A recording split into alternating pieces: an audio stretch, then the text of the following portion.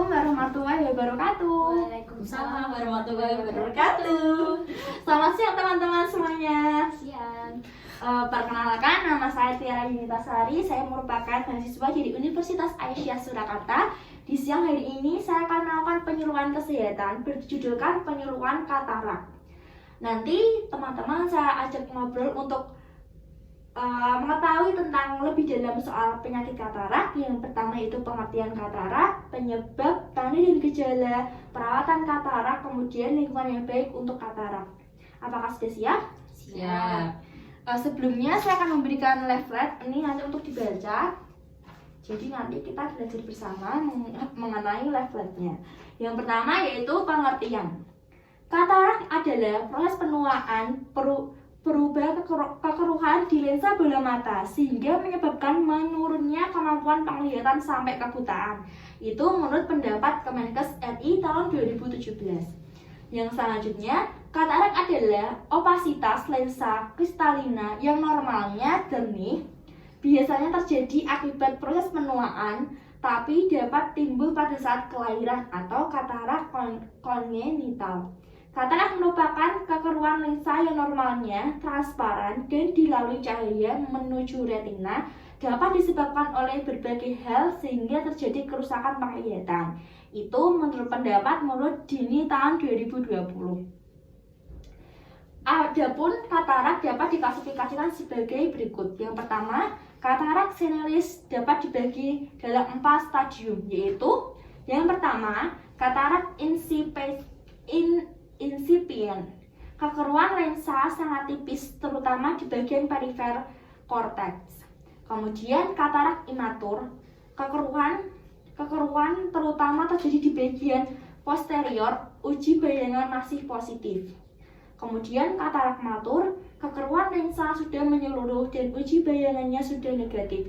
Tajam penglihatan bervariasi antara 1 atau 300 sampai sepertak terhingga. Kemudian katarak hipermetur. Terjadi pengerutan kapsul lensa, korteks lensa mencair dan nekros bergerak ke bawah, disebut juga katarak Morgani.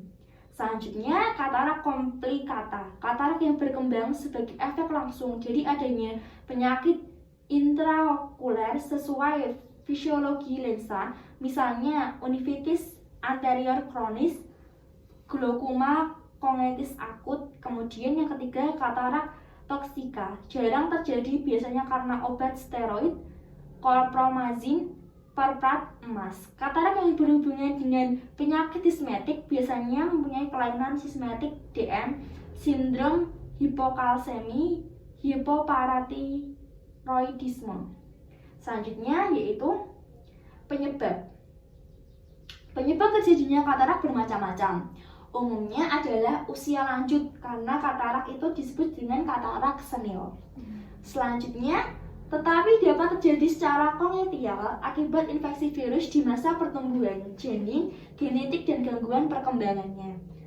Dapat juga terjadi karena traumatik, tetapi terapi kortikosteroid metabolik dan kelainan sistematik atau metabolik seperti diabetes mellitus, galaksemia, dan disforia meiotik. Rokok dan konsumsi alkohol mengakibatkan resiko katarak.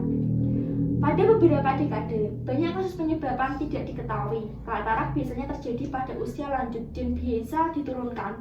Pembentukan katarak dipercepat oleh faktor lingkungan seperti merokok dan bahan racun lainnya. Katarak bisa disebabkan oleh cedera mata, penyakit metabolik misalnya diabetes, obat-obatan tertentu. Itu menurut Dini tahun 2020. Selanjutnya tanda dan gejala. Yang pertama yaitu penurunan ketajaman penglihatan secara bertahap. Penglihatan berkabut-kabut seolah-olah melihat asap. Kemudian pandangan silau ketika melihat sinar. Kesulitan memfokuskan benda di ruang yang gelap. Selanjutnya, lensa mata berwarna putih keputihan.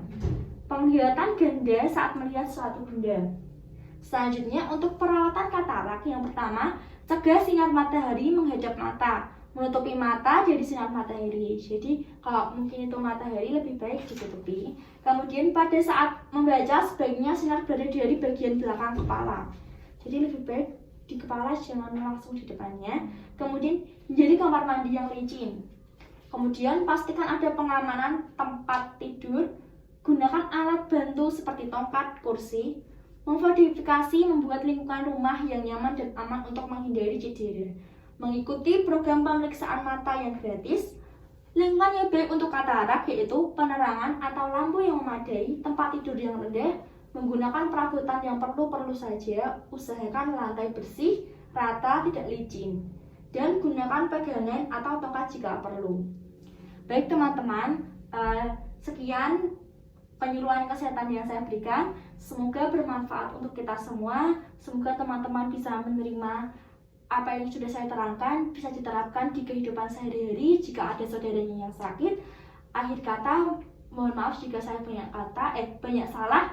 Assalamualaikum warahmatullahi wabarakatuh. Waalaikumsalam warahmatullahi wabarakatuh.